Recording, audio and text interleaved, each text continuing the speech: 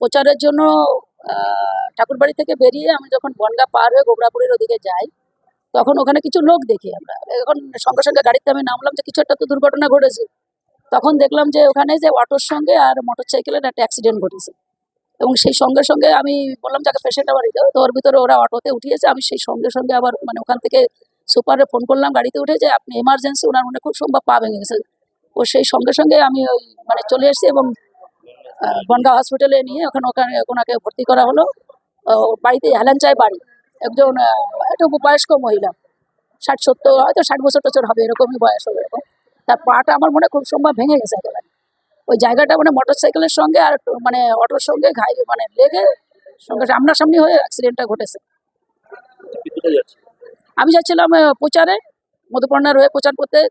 তো আমি ওটা দেখেই আগে মানে আগে মানুষ তারপরে ভোটের প্রচার, আমি মনে করি তাকে বাঁচানোটা আমার কর্তব্য। সেই জন্য ওখান থেকে আমরা চলে এসেছি সঙ্গে সঙ্গে, এবং এসে ওকে নিয়ে মানে আমি যখন এসেছি তখন অটো থেকে একসঙ্গেই এসেছি আমরা, এসে ওকে নিয়ে বনগাঁ হসপিটালে ভর্তি করা হলো।